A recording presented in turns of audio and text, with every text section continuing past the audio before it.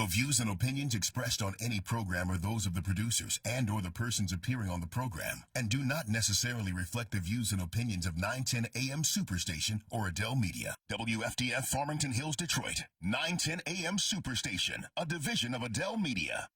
I heard on the news about that 5-year-old who found his uncle's gun. The kid didn't know it was loaded.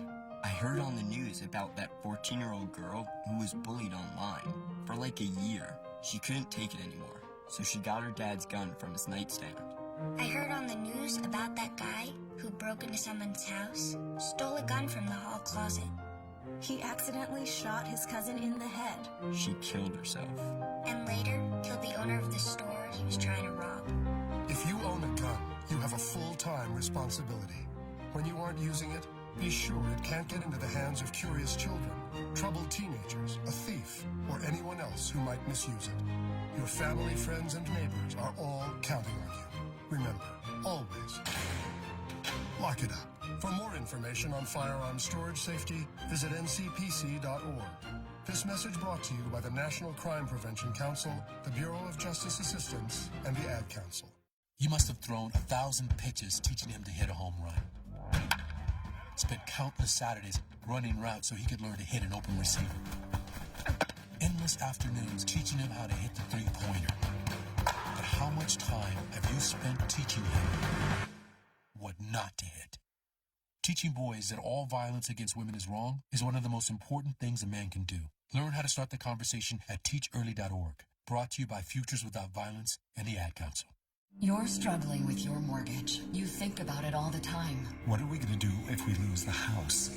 It's time to stop thinking and start dialing. Call 1-888-995-HOPE for a free government program that offers expert one-on-one advice about your mortgage options. We've helped over 1 million homeowners, and we want to help you.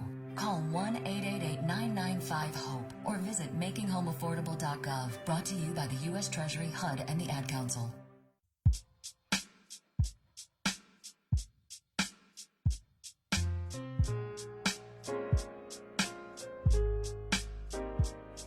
Good morning. You're listening to 910 AM, the Superstation. My name is Robert Ficano. You can reach us at 313-778-7600. That's 313-778-7600. Tom Choske. Choske. I know. Choske. We got to get the Polish angle of that in there. Exactly. You got it. Our community activist. Okay.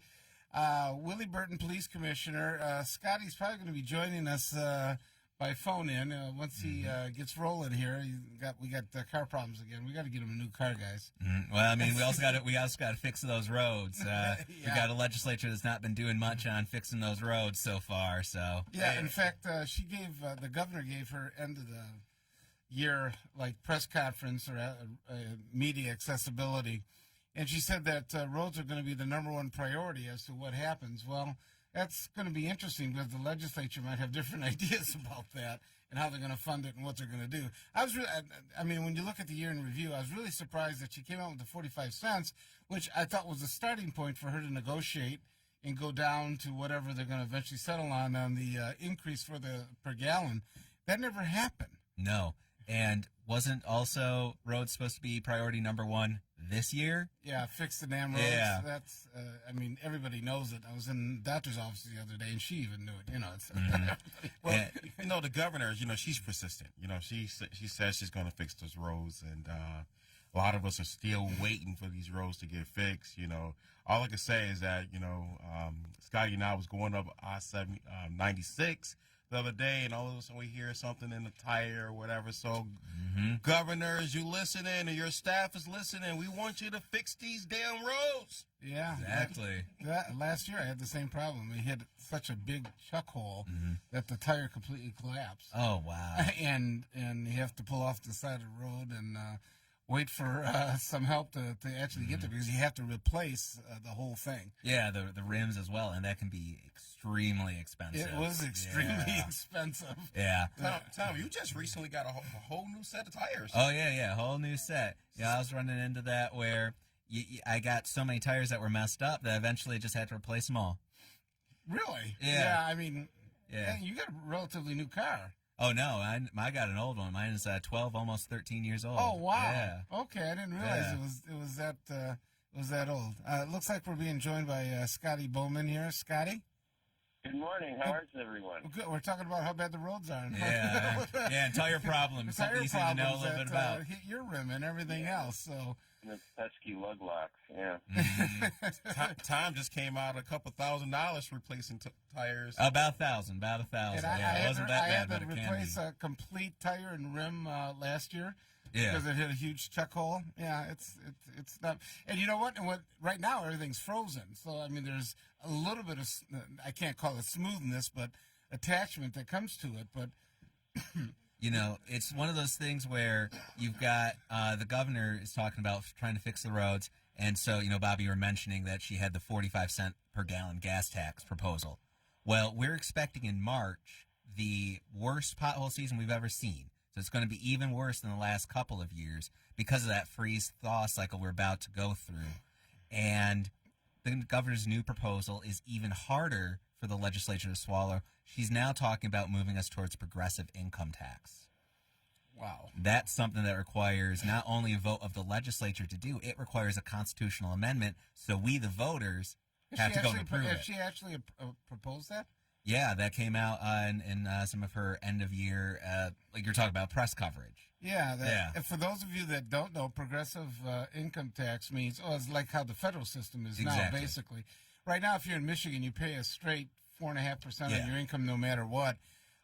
It instead would be tailored towards the more money you make, the more taxes you pay. Mm-hmm. Basically, that's the way that it would progress at this point. And it states in our state constitution that your income tax is X%, right? That's what it is. So in order to change that, we would have to change the constitution of the state, which means you'd have to not only pass that through the legislature, you'd have to go to the voters. So it's a long, drawn-out process. If you find that these roads are bad and you having some issues with Michigan's roads and you want to see them improve, call in, join the discussion here at 9:10 a.m. on the Robert Ficano Show, 313-778-7600. We want to hear from you. Yeah, that, and I think everybody's going to complain about the roads, Willie, but one of the things that that is coming up is we're going to have a reporter from the Detroit News that is going to come on, Mr. Hunter, and talk about some of the issues that he's been covering. Obviously, it's sort of gone quiet all of a sudden on the whole narcotics unit in the investigation, which it's hard to tell what that means at this point. I mean, it blew up for a couple of days, and all of a sudden it went quiet. Usually a lot of other things continue to leak out, which is, in this case, it wasn't leaking out, so it makes it kind of unusual the way that's sort of progressed at this point. Well, and talk about all the oxygen in the room this past week has been sucked up by the impeachment.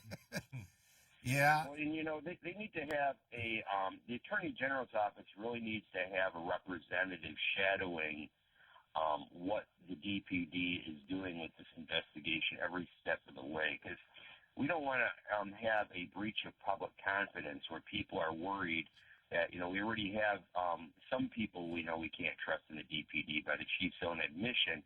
We don't know how far it goes and what other connections there are for certain. And without absolute transparency in some form of external oversight, I have trouble seeing that we can be confident moving forward that the investigation is sound. And also, but to Tom's point, one of the big issues is impeachment in this past week, and it has taken all the oxygen out of the room. And now suddenly Nancy Pelosi, who is the Speaker of the House, isn't sure she's, at this point, is going to transfer to the Senate those articles of impeachment. There's actually 2 of them at this point. I personally think that she has to, because it looks like at that point, if you don't, it's just a game. I mean, if you were serious that this impeachment should have gone through and the president should be removed, you have to go to the next step, that you turn it over to the Senate. And by them holding it back, people are saying, well, okay, is this serious, or this isn't serious, or what are you trying to do? Just brand him at this point? I think she's withholding him for a very serious reason, and exactly because she wants it to result in removal. And my thought, and I've been putting posts up about this and stuff, is the date that it will be released is afternoon on January 3rd, 2021, if there is a Democratic majority in the U.S. Senate and in the House, because otherwise the Speaker doesn't necessarily have to pass them on. Say that again, Scotty. January 3rd of what? Currently she knows what the verdict is going to be in the U.S. Senate. Everybody knows what the verdict will be in the U.S. Senate. The only way that they can have a chance of removal is if the composition of the U.S. Senate changes, which will be the case afternoon on January 3rd, 2021. Now, that also still requires maintaining a majority in the House so that the Speaker of the House is still a Democrat and willing to pass him on to the Senate. Wait. Here's what might be a legal issue in that, is that the terms of the House end at the end of the 2-year cycle, which means the impeachment articles end, and they would have to do it again in the new cycle. Yeah. That is not what the U.S. Constitution says. There's no sunset. Well, yeah, but their actions die. Yes. Their actions die in the House. Doesn't say that in the Constitution. Well, but that's what happens. The actions die in the House. I think it's a 2-year cycle. You have, but you have, because you know why? You have a new Congress, technically, that is coming in. You have a brand new Congress. President. Huh? The articles of impeachment are drawn up against the same president, and the Constitution does not have a sunset clause on the validity of said impeachment. Well, it simply says the Senate should trial impeachments. It does not say the Senate of the same term or of the same Congress. Now, something too, I mean, just it's always good when we're talking about this to take a step back a little bit, because when we get into impeachment, there's a lot of confusion out there that a lot of people have. People don't understand that just because he was impeached, that does not mean that the president will be removed from office, that these are separate actions. So the House of Representatives, what happened is they passed through articles of impeachment, which are, I mean, they're almost indictments. They're basically indictments of the president. And so all they did is did an investigation and said, hey, we believe the president should be charged with these crimes, Articles 1 and 2. Now, it goes to the Senate where they have to have an actual trial to confirm the indictment. Convict, basically, yeah. And if they convict, then the president is removed from office. If they do not convict, then the president is not removed from office. Presidents have been impeached. Donald Trump's the third president to be impeached. The first was Andrew Johnson. The second was Bill Clinton. But no president has ever been removed from office. We've never had the Senate actually convict on an impeachment so far in our country. So do you see 3 senators voting to remove Donald Trump? Not at this point, yeah, I don't. But that's a great question. But, yeah, I mean, Romney, they talk about, but I don't know if he'd do it. I mean, we might also see, too, there was, in the House, there was a representative, her name's Tulsi Gabbard, she's running for president. She voted present on that. So we might see, Willie, to your point, we might actually see some of these vulnerable Republican senators, these moderate Republican senators, do things like that. They might not vote to convict, but they might abstain or vote present. Yeah. Okay, we have a bunch of callers that are lining up here. Greg, you're on the air. Greg? Hey, you guys. Oh, Mr. Positive, yes. Yes, the electrifying Mr. Positive. Hey, I love everyone's thoughts. I love Scotty Boman's thoughts. It's funny what happened over the weekend, or during the week, but he might tell you in private. Wow, much to chew on. You know, it's funny how the Democrats wanted to put the articles of impeachment through so fast, and all of a sudden they stopped. I think whoever said that this is a game, I think, to draw it out until 2021, the public is, it seems like, to be very tired of it. Yeah, there are some. I think if you actually do drag it out that long, it benefits Trump. Yeah, I'm not saying he gets reelected, but it benefits him. Yeah. And George Hunter, I can't wait till you have him on, because if you know this gentleman's modus operandi, he is methodical. Him and I have talked, and he's got some brilliant thoughts.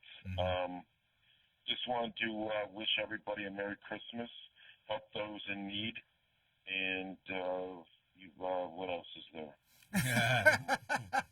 We're into the holiday spirit here. Yes, yes. You're into the holiday spirit. Yeah, okay. Well, everybody's putting their swords down. Everybody's putting their swords down for the next couple weeks, and then I think they're going to go back up once. Once the new year comes back in. Go up with a vigor. Yeah. So, hey, Greg, you have a great New Year's and Christmas. Enjoy yourself. Take care. All right, thanks. Okay. Next up, we have Jim. Jim, you're on with the panel. Jim? Okay, we just lost Jim. How about Nathan? Nathan, you're on? Yeah, good morning, Mr. Ficano, you and your co-host. Good morning. I think we done indicted him, so we gonna hold the indictment up till we feel like we can get a fair and impartial jury.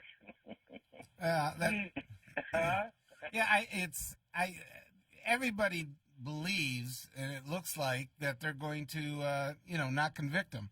Yeah. And so, I don't know what you can really do to change that. Well, they already made public statements that they're not going to do anything, so we gonna wait till maybe after January we get a fair and impartial jury, then we'll go forward.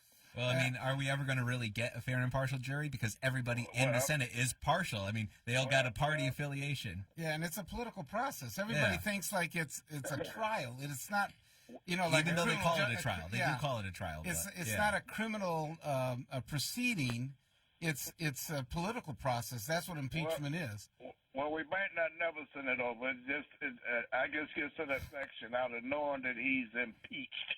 And Barack Obama never been impeached. He did something nobody else. Barack Obama never did. He always wanted that credit. Yeah. So he's in a class by himself, but with two other presidents. You know what I find to be interesting is that Donald Trump's top U.S.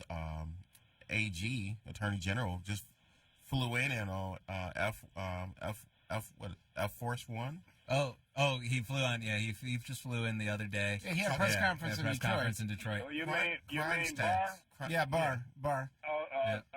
Crime tactics. Barr's personal attorney you talking about? Yeah, his wingman. Yeah, that's what he likes to call him, his wingman. He's a poor excuse for an attorney general.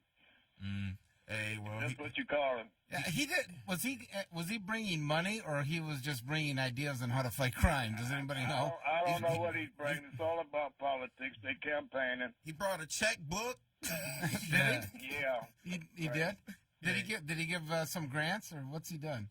My understanding, I think he was giving $10 million to the city of Detroit. Or something I think there was some money attached to it, but I think it was a paltry sum in comparison to what he's talking about. It was a lot of tough on crime, the same kind of stuff you always hear before a presidential election, that we're going to go do better federal and local coordination, especially on some of these crimes like firearms crimes, things like that. He came with a checkbook and a box of chicken. Rubber chicken at that. Yeah, that's what he's doing. Well, he was here at the same time. I mean, they brought the whole artillery in. He was here at the same time that the whole family. Yeah, Trump was here in Battle Creek. Yes. Some of his kids were bring here. with him was Steve Miller. He said He's bringing rubber chicken. He can bounce. he brought his top guards. The only one they didn't bring with him was Steve Miller. Yeah, the ultra-right man. Trump said he carried Michigan in 2016. He's going to carry it again. Many believe playing rock and roll. Well, UAW supports him, so he might carry it. I'm not going to be surprised. You think the UAW they workers support him? You're saying the workers support Trump? The UAW, yeah. I know the leadership does it. That's really how strong the union is, don't it? They have no influence over their members.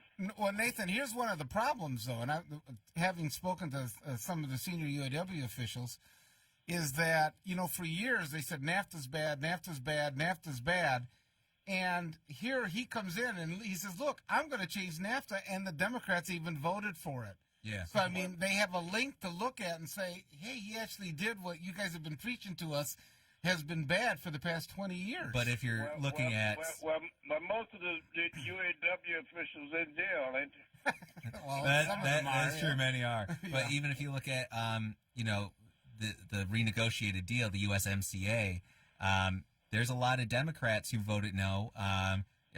Congressman Rashid Tlaib voted against it. I know Andy Levin voted against it as well, because they're saying that it's a renegotiation, but it's not really a renegotiation. Well, they said there's no way to enforce the actual labor requirements in it in Mexico. Exactly. So they say you got to pay them a certain amount of money, and there's no way to monitor that they're actually going to do it. It's not just go ahead and give them $4 an hour instead, to continue on with the practice of what they're doing. Mm-hmm. You know, they say all politics is local. Did you notice that the day after Bone Spurs left, Great Lakes announced they cutting 1,500 jobs? The day after. Yeah. That was nice of them to do it too around Christmas time, wasn't it? Yeah. Yeah. His tariffs obviously didn't work there. No, they did not, and I think that's ultimately going to be one of the things that helps sink Trump amongst the UAW people. If the Democrats can say, "Look, this guy has promised, but he did not deliver." Yeah. Well, he seems to be Teflon with that, though, man. He lies all the time, and nobody cares, or nobody seems to pay attention to it. Okay, Nathan, we appreciate it. You have a great Christmas, okay? We appreciate it. All right. Jerry and John, hold on. We're going to be with you. Maxine's telling us we got to go to break. You're listening to 910 AM, the Superstation.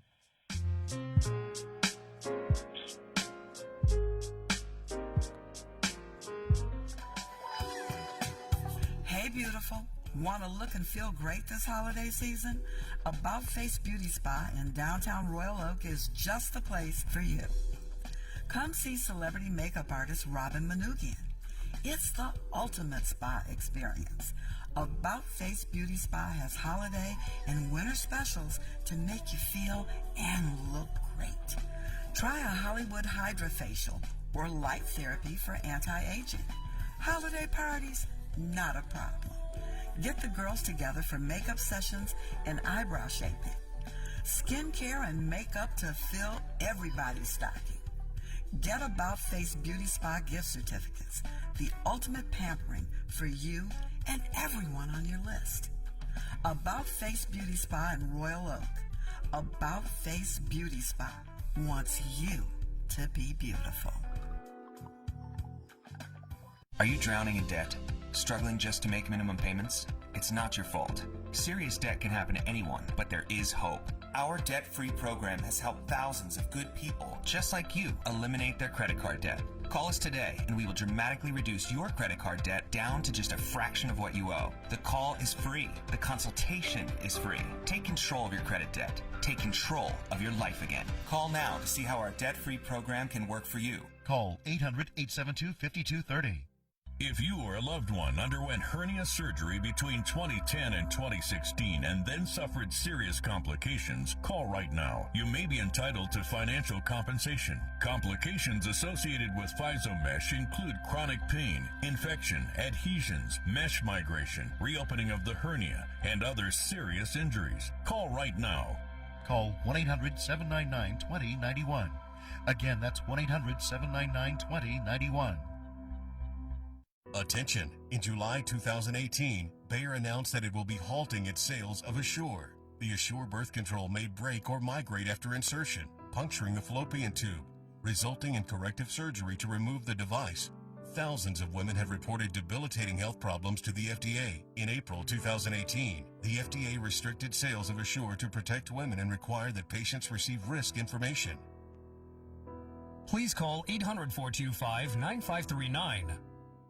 Have you been denied credit or hit with high interest rates? A low credit score happens to many of us, and millions of people are victims of incorrect items on their credit reports and don't even know it. That's why you need Credit Repair now. Our proven process has resulted in past clients seeing on average 11 negative items removed from their credit report and a 40-point increase after the first 4 months in our program. Call now and request your credit report and credit score for free in minutes. Call 1-800-783-9197.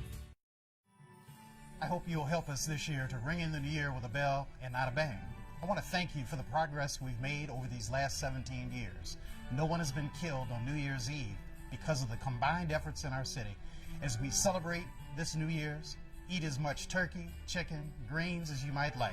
But one thing I ask you not to do, please don't stand behind your house shooting up a gun. because what goes up in the air will come down. Let's ring in the new year with a bell and not a bang. Firing a weapon on New Year's Eve in Wayne County is a crime. It is not a celebration. If caught, you will be arrested and prosecuted. I'm Isaiah McKinnon, former deputy mayor of the city of Detroit. This is a year that we hope that you'll heed the minister's call for no gunfire. This will be the year that we'll have no gunfire whatsoever, a day without violence. Ring in the new year with a bell.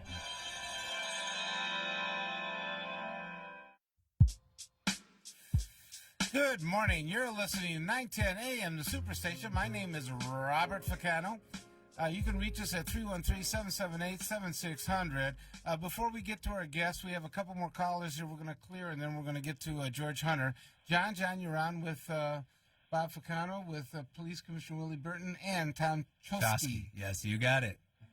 Well, good morning. All I just wanted to say was Nancy Pelosi, she got her impeachment. Now, she won't deliver. Because I think if it goes to the Senate, then all these people that they'll have to go on, they'll have to be put under oath, and they'll all have to start talking. I think right now both sides are trying to CYA or COA, you know what I'm saying? But, John, isn't there a little bit of precedent for holding on to things? How long did McConnell hold on to President Obama's nomination of the Supreme Court? Wasn't it like 11 months?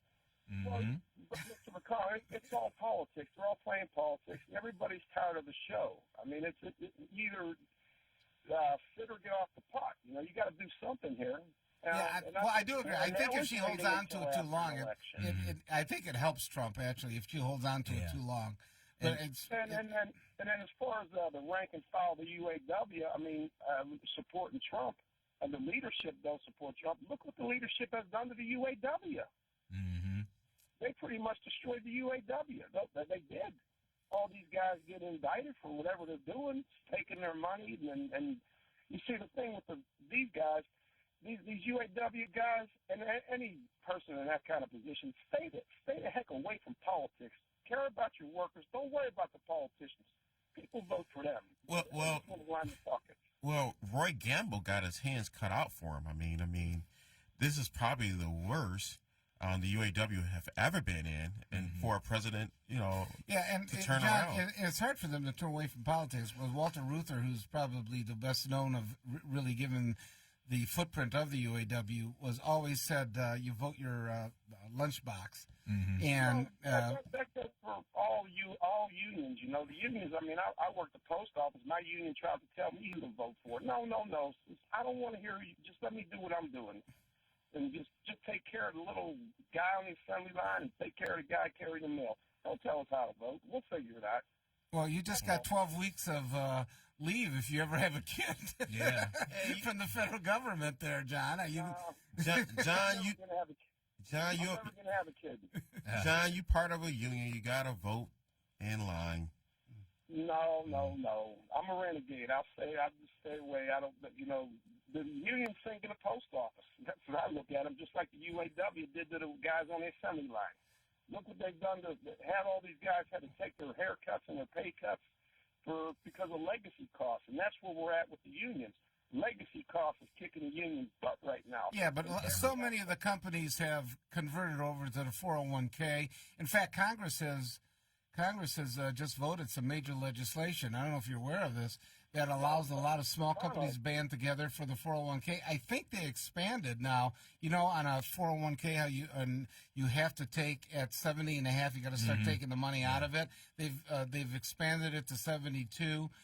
So, I mean, there is a lot of people that don't belong to a union that have some real financial problems once they start to retire or contemplate, because you just can't live on Social Security.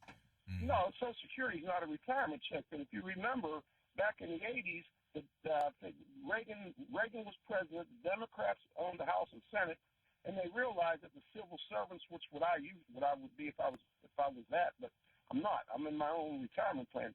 But they realized they couldn't afford the civil service retirement plan. That's why they started kicking everybody over into 401ks and firms. The money's not there.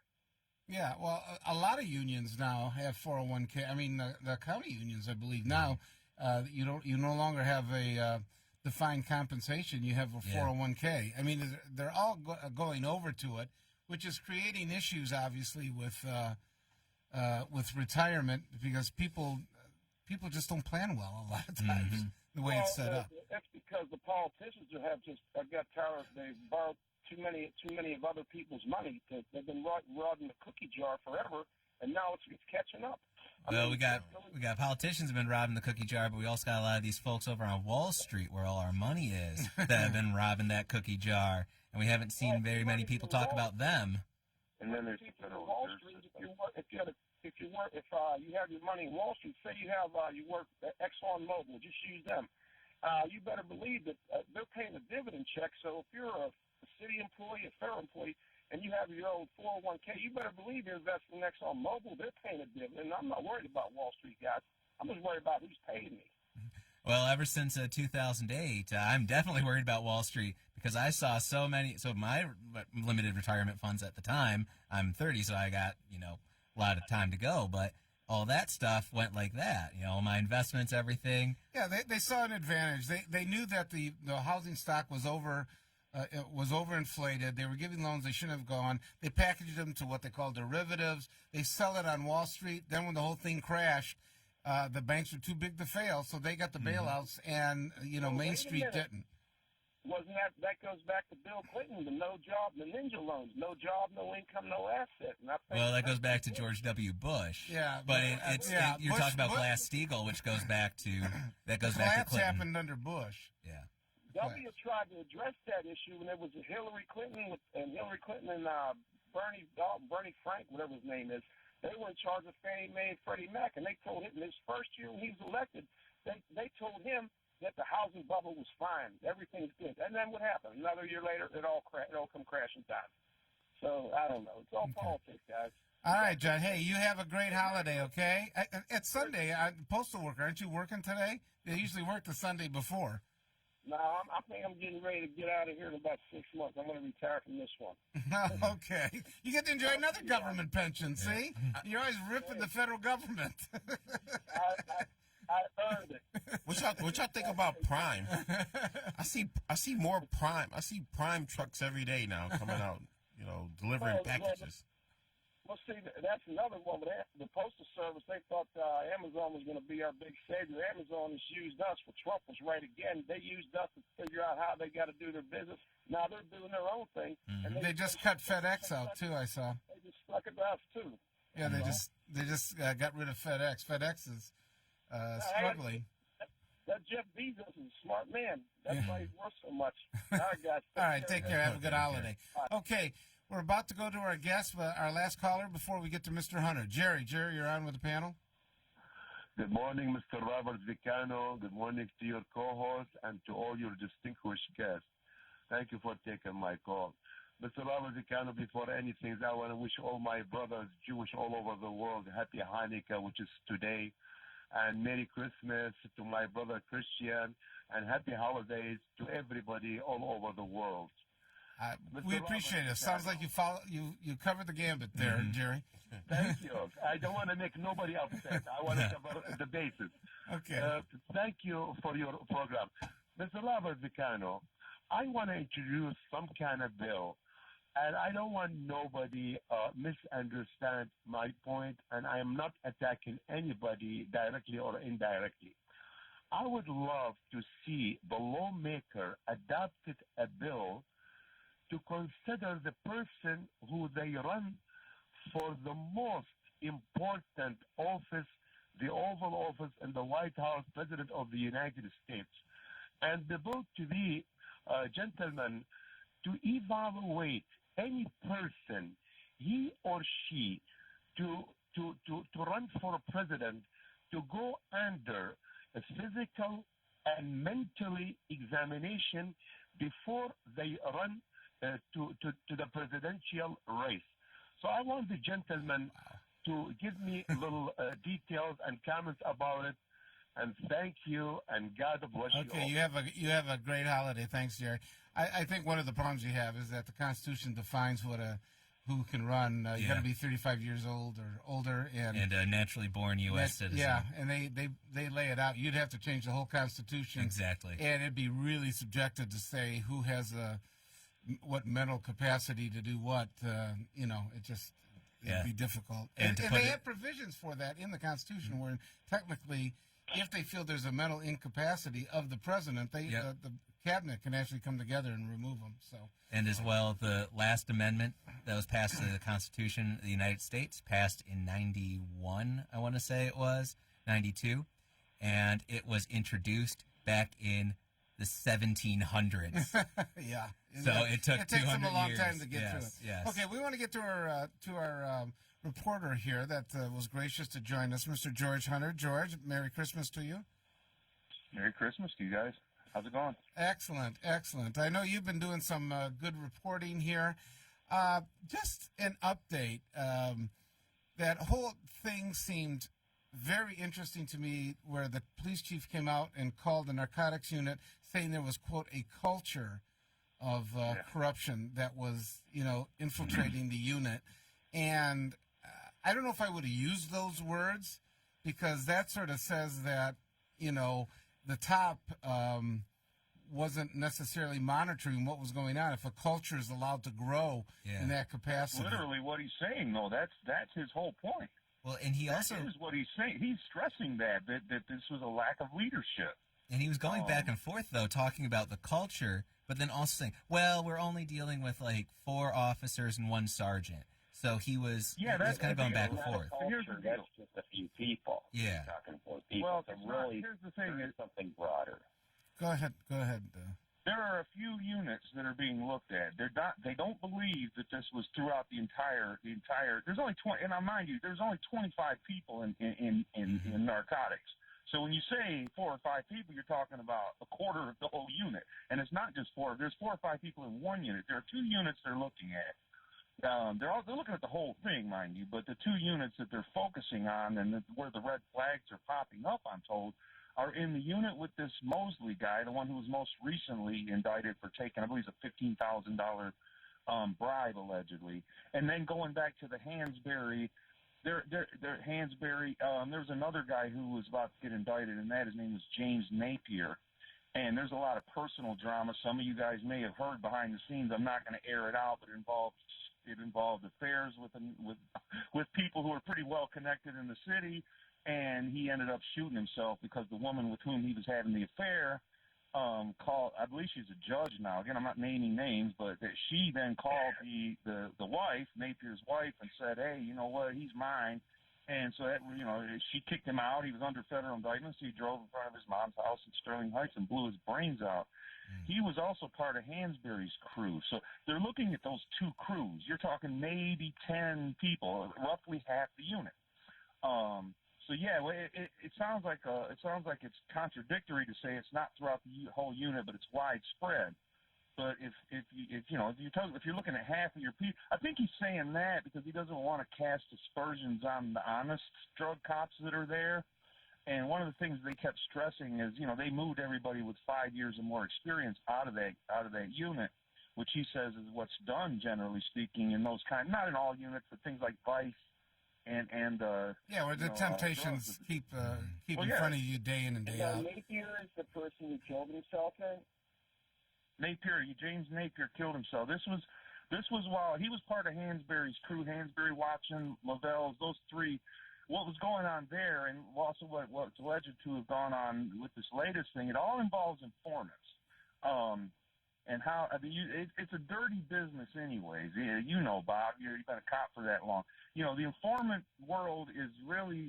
You're swimming with some of the. You're swimming with the bottom feeders, basically. Yeah, it's a necessary thing, but it's also a dirty part of policing. That's just there's no way you're lying with dogs. You're going to get fleeced. So what allegedly in this latest thing, and you all heard it. I don't want to recap too much, but what they were doing allegedly was making people informed. So if you bust a drug house, the rules are you're supposed to go to a prosecutor. If it's a federal case, it would be the U.S. Attorney's Office local. You go to the Wayne County. You're supposed to get a warrant for their arrest. Well, yeah. Also, in order to declare somebody as now a CI, they call them confidential informant, you have to get someone to sign. You can't do that by yourself, and we're seeing why. So what they allegedly were doing, when you flip somebody, which is, for the listeners who don't know, when you flip somebody, that's okay, I busted you with some dope, but I want the bigger guy. So I'm going to cut you a deal. I'm not going to put you in jail, but you got to, you got to tell me what's up. And there has to be a sign-off by at least a prosecutor for that to happen. Yes. And here's why. We see why, because of what's alleged to have happened here. What happened here, supposedly, is they were making these guys, the cops were making these guys informants without any permission, and they were saying, okay, tell us about the bigger drug house. They would steal the drugs from these guys and the money and say, yeah, well, we're not arresting you. We're taking your dope, and now you tell us where the bigger ones are, and we won't arrest you. And then instead of getting the bigger drug dealers in order to make a bigger bust, allegedly what they were doing is starting the process all over. So they go to the bigger guy, steal his money and dope, and then say, flip on somebody else, and we're going to send you to jail. And it was a pretty good lucrative side. George, we had a client that was he owned a provisioning center, and at that time it was in limbo because they were going through all the court litigation and everything else with the city of Detroit. And so he had, things that he was actually selling, and they were covering what they thought was under the ordinance. The police came in and they busted him. And so at that point, everybody was sort of puzzled. We went in, we looked at it, and looked at the search warrant return, and they said that they got $2,000 in cash, and and all the drugs were gone. And the guy said, look, it was at the end of the day, I had $60,000 that was actually in the center. I says, well, all right, let's go. Let's go to the integrity unit, internal affairs, and let's actually look at this and see if, they're really shorting $58,000 or somebody's just taking it. He was scared to death. He says, no, I don't want to do it. They haven't arrested me. Am I just going to trigger them arresting me now? And so we couldn't get him to actually go and file the complaint and say, and yet he was never arrested, so it never came to a public, a public area to question whether there was $60,000 or not. I mean, there was always that question as well. But, to force it and to actually force to look at those type of issues, they were just too scared to do it. They didn't want to file any kind of complaint. You can rob somebody and they're not going to call the cops. It's a perfect, supposedly, but it's not that perfect, I guess, because these guys keep getting busted, for it. So, I mean, and this is nothing new. You know this. I mean, you can go back to what did they call it? The something crew in the 70s and the 10th precinct. There was just tons of stuff. And Mayor Young and his sister, remember his sister or his niece, the Currys, the Currys. Well, a lot of it, some of it ties to White Boy Rick. I mean, all of that goes back to some of that. Sure. With the city airport. And so it's just been it's permeated this department for decades, and again, it's not unique to Detroit. I think my little sister, who was a Detroit cop, they brought her in. I'm wanting to say it was the mid-'90s. They brought her into the property room because they thought she was a good cop. She had a good reputation. She had an injury, and she's no longer on the force. But they brought her into the property room because they were switching cocaine for baking powder. So they would seize a bunch of cocaine, bring it to the property room, and the cops were like switching it up for baking soda and either snorting it or selling it. I don't know. Yeah, a lot of them were selling it. Yeah, a lot of them were selling it. I'm sure some of them were snorting it too. But so they brought her in to kind of because she had it on, and she would tell me that when she was working there, that it was just appalling that, people would drop off evidence. Okay, got to go. And she would say, you got to sign for this. It's a chain of command. I'm late for lunch. You do, and just the sloppiness. So I think here's the thing is I always tell young reporters in Detroit, in this city, it's always difficult to tell where the corruption begins and the laziness, incompetence, because there's a gray area there where in a lot of cases, not in these latest drug cases, but in many cases, many things you'll think it might be corruption, and it just might be somebody who's either lazy or just completely incompetent. And the real nefarious people know that, and so they operate in that gray area where you can't tell. They can always just shrug and say, "Oops, screwed up." But they're always tell young reporters that. About that case you brought up with the suicide, I think they should reopen the investigation on that, because now that we know that the people involved are part of this corruption, and this guy was too, it doesn't take very much, TV viewing to think about the possibility of somehow the suicide not really being a suicide. From what I understand, I mean, it's always a possibility. You should never, I don't like to ever say something 100%. It does look like one to me. Again, it was a pretty sordid Plus, it was probably done by the Macomb County Morgue, which would be harder in theory to reach out to and try to sway, do something or to make an interpretation that's not there. Yeah, especially this late after. He did pull up in front of his mom's house. I guess he had some discussion with his mom. I'm told, I don't have this solid, so I'm not even going to say what allegedly went on there, but yeah, supposedly he was despondent. His wife had just kicked him out because his affair with this woman, who's now a judge, was exposed because the woman with whom he was having the affair went ghetto, I guess, and called and said, "Look, he's mine now, woman," blah, blah, blah. You know how women can, in the old cliche, he's mine, you can't have him kind of thing. And so his wife had just had a baby, Napier's wife. And, and she said, "What? You're having an affair after I was pregnant and had a baby? Get out." So she kicks him out. His life's crumbling down. He's under federal indictment. He knows he's about to go down. I went out hanging out with Hansberry many times as he was about to be indicted because he was desperate. And my wife kept telling me, "Don't go out with this guy. Don't go out with this guy." I was like, "Well, what's he get? It's my job, man. What's he gonna do? Kill me? He wants me to write a positive story. He won't kill me." So I went because he wanted me to do a story about what a great guy he is, and I'm like, "I can't do." And he didn't want to go on the record. I said, "If you want to go on the record and give your side, I will do that. But I'm not in a position to write a story that you're a great guy because first of all, I don't know you. Secondly, it's not my job. I'm not here to write, But if you want to say something on your behalf, then no." So George, the whole thing is. Scotty was raising about investigations and stuff. The federal government, usually when they're looking, if you're looking at the Justice Department, what they look for are patterns. If the same thing, it's one thing if it's an occasional situation and the department seems to control it and moves on and make sure there's breaks to it not happening again.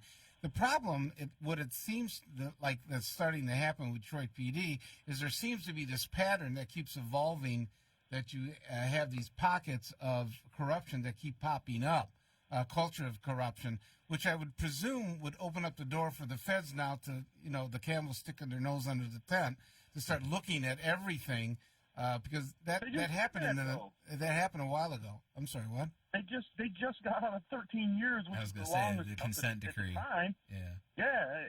They just were there.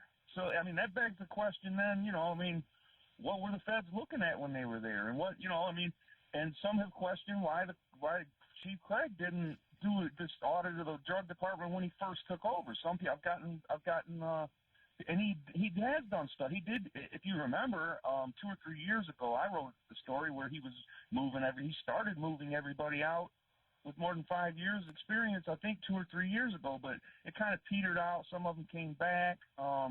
There's a bill that's not, with every action you take, there's going to be some negatives no matter what. The negative there, and I think the balance you have to affect, I believe, is, okay, if you kick everybody out with more than 5 years, you're also kicking out your experienced people. Experienced guys, that's the hard part. Yeah. So, it's not it's not just an easy snap your fingers and fix this thing, I don't think, especially if you're talking, this has gone back for decades and decades, and there's a culture where this corruption is kind of winked at, nodded at. And again, that's many of the to switch gears and talk about the consent judgment. That's the same thing that's being blamed on for decades and decades. I know some horror stories of what went on in homicide that resulted in a ton of wrongful convictions. And just the things that were allowed to go on, there's no way supervisors didn't know that. So they were either participating in it to close cases or looking the other way. There's no way this stuff could have went on. And this, at 1300, now the guy who trained me on the police beat, Dave Grant, he went back there to like the early 70s he started. So, he would tell me all the horror stories. He knew where all the bodies were buried. He was kind of plugged in. He had a gold badge. That's how plugged in he was over there. Yeah, so we played good cop, bad cop. He'd never write not Dog Dave, but he just wouldn't write any negative stories. That was my job because he wanted to stay on their good side, and that has its advantages. As long as you got someone in your paper who's covering the negative stuff, then you're good.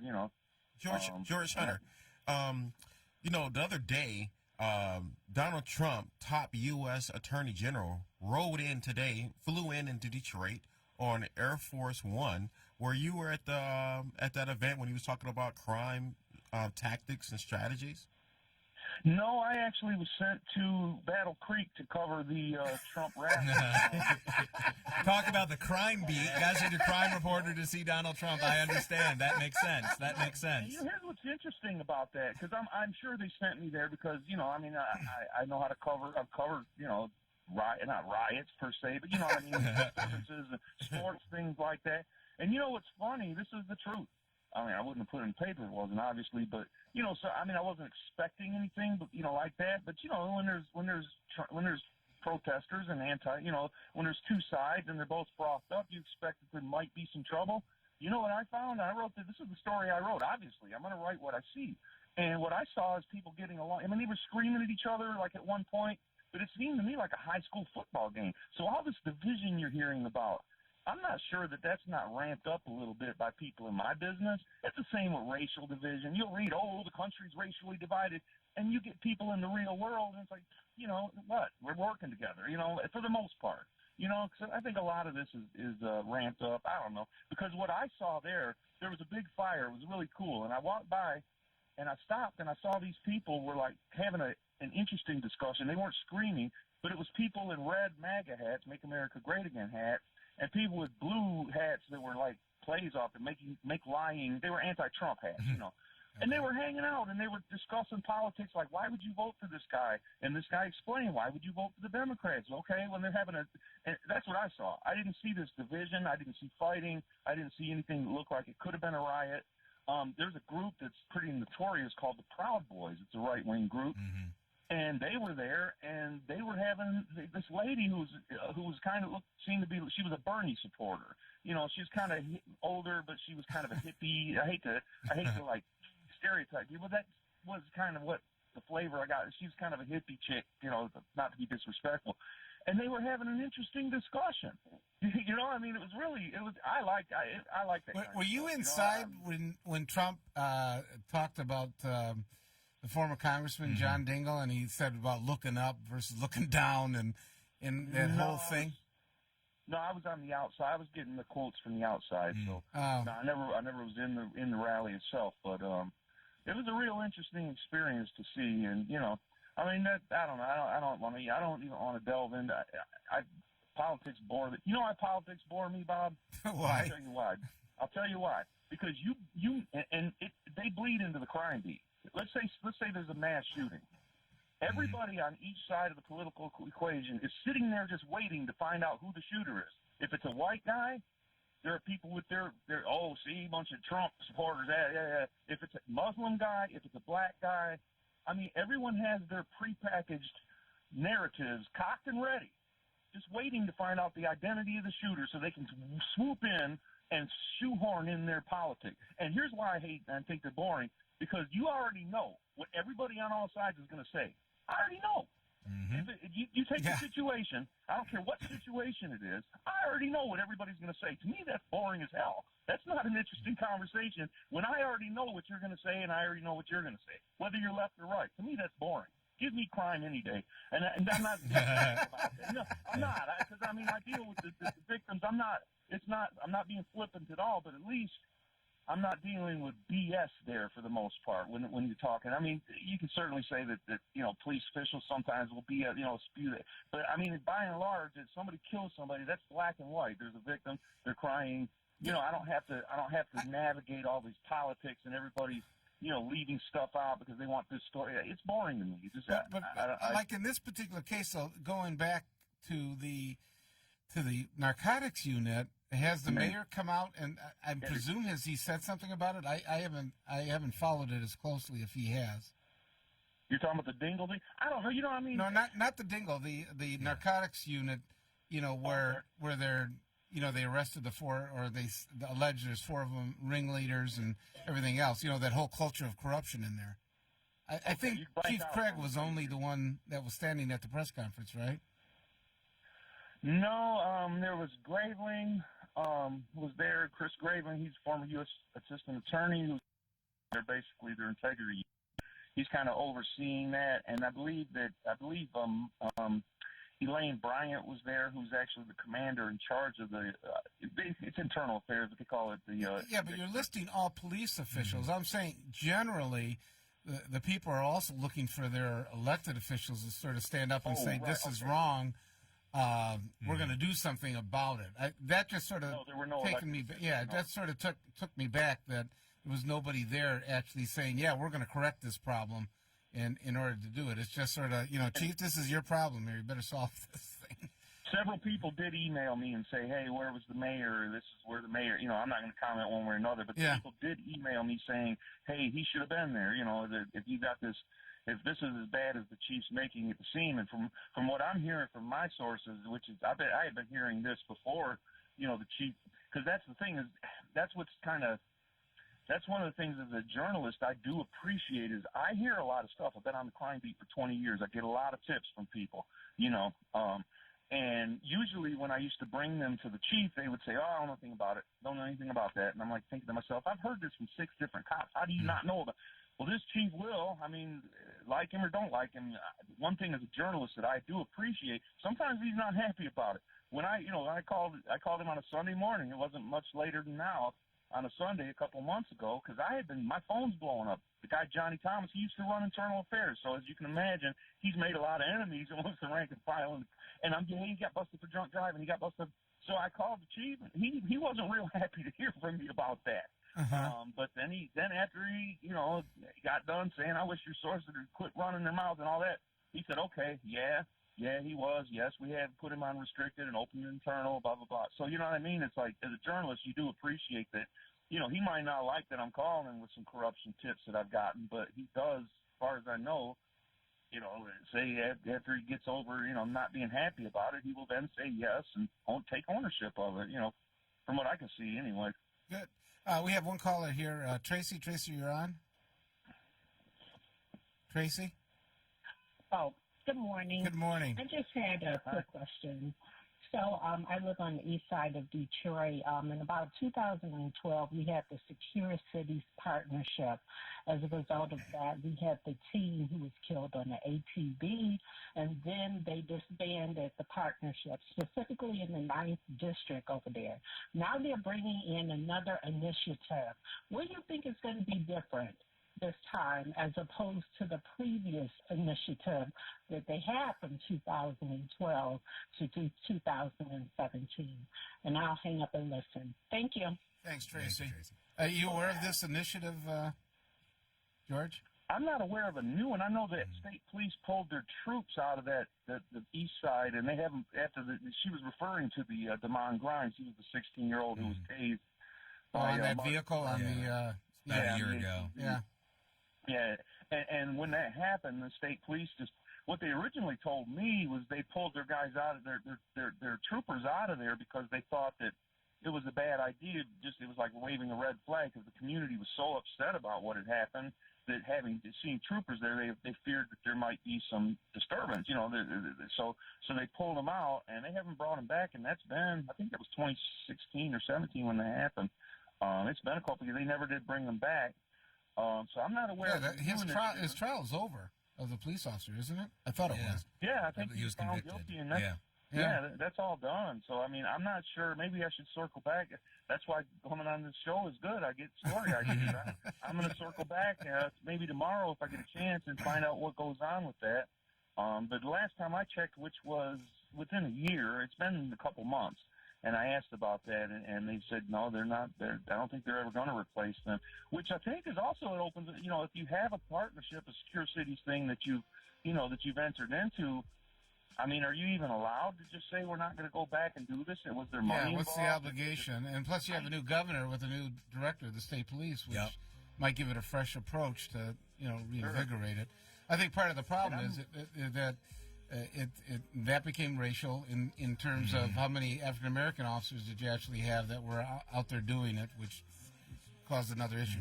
George, if you can hold on, we want to get into your podcast as well right after the break. Maxine's telling us we're way over here, so we got to do it. So you can hold on for a minute. Appreciate it. You're listening 910 AM the Superstation. You can reach us at 313-778-7600. And no, I'm blessed. I still got a handle the things I go through. This is Reverend Sharpton, and on the last Keeping It Real with Reverend Al Sharpton. Poll watchers don't count the votes. They're not there when the vote. They just get. I just answered you before, sir, that I know thousands of people that are in the rooms when the votes come in. Every candidate has people in the room. When I've run, I have people in the room. Everybody running is going to have people in the room when the count comes in. The question is making sure we get the right count. The count does not come from them counting ballots. The count comes through technology. This is not 1890. We're not having people at the courthouse standing in line or the schoolhouse and you see the ballot. The question is making sure you have the right voting companies, that they're not hacked or not in any way eliminated. You could have everybody in the world in the room. They will be in the room getting the wrong numbers. So keep it real daily with me, Al Sharpton. Demi's Restaurant and Bar. Demi's on 7 Mile West of Telegraph has the tastiest food in the D. Demi's is always fresh and never frozen. Demi's offers secure lighted parking, a mature environment, full service, great menu, and great ambiance. Don't miss out on fun and food with Karaoke Mondays or great value on Lamb Chop Tuesday. Demi's on 7 Mile West of Telegraph. That's Demi's, always fresh, never frozen. We all love fried food, but the problem is all that excess oil and fat can cause you to become overweight. Well, now there's the Cook Light Aero Fryer, an amazing kitchen miracle that uses air to fry instead of oil, so you can have the same delicious flavor and crispiness of deep frying using little or no oil. Get that deep fried taste and crispiness with up to 70% fewer calories. Enjoy crispy, delicious fries with little or no oil, guilt-free onion rings, cheesy and delicious mozzarella sticks. Call now and bring the Cook Light Aero Fryer into your home, including the Cook Light Aero Fryer recipe book, the unique patented dual tray, air frying mesh basket and tongs, and stainless steel extender ring. You'll get it all for 5 easy payments of $29.95. Be one of the first 500 callers and get this 13-piece knife set, a $175 value, yours free. Try Cook Light Aero Fryer for 30 days. If you don't love it, send it back. But keep the 13-piece knife set as our gift to you. Order in the next 10 minutes and we'll include free shipping. Call now or go online to air2fry.com. That's air2fry.com. I knew I could get myself out of this. I just needed some hope and some help. I took the first step to recovery when I made the call. Since 2014, Addiction Hope and Helpline has answered calls for recovery and treatment 24/7, 365 days a year. If you're depressed, drinking, using drugs, or taking pills, call now and talk to someone who cares. I had problems just getting to sleep, drinking and using pills every night. I feel like I'm losing control. I'm afraid I'll lose my job or even my family. Most insurance covers substance abuse. You can get back on track. Call now for hope and help with proven gentle recovery programs. I never thought that I could be somebody who didn't drink and use drugs. I have something to hold on to for strength. I'm in recovery, getting the help I need. Call 800-379-4799, 800-379-4799. Hi, I'm Joan London with A Place for Mom. Over the years, we've helped thousands of families find senior care, and today's senior living communities have never been better, with amazing amenities like movie theaters, exercise rooms and swimming pools, public cafes, bars and bistros, even pet care services. And nobody understands your options like the advisors at A Place for Mom. These are local expert advisors that will partner with you to find the perfect place and determine the right level of care, whether that's just a helping hand or full-time memory care. Best of all, it's a free service. Call today. A Place for Mom. You know your family, we know senior living. Together, we'll make the right choice. Call A Place for Mom right now to get our free ebook on financing senior care, as well as a free referral for senior living communities in your area. Call 1-800-436-2907. That's 1-800-436-2907. I hope you'll help us this year to ring in the new year with a bell and not a bang. I want to thank you for the progress we've made over these last 17 years. No one has been killed on New Year's Eve because of the combined efforts in our city. As we celebrate this New Year's, eat as much turkey, chicken, greens as you might like. But one thing I ask you not to do, please don't stand behind your house shooting up a gun, because what goes up in the air will come down. Let's ring in the new year with a bell and not a bang. Firing a weapon on New Year's Eve in Wayne County is a crime. It is not a celebration. If caught, you will be arrested and prosecuted. I'm Isaiah McKinnon, former deputy mayor of the city of Detroit. This is a year that we hope that you'll heed the minister's call for no gunfire. This will be the year that we'll have no gunfire whatsoever, a day without violence. Ring in the new year with a bell.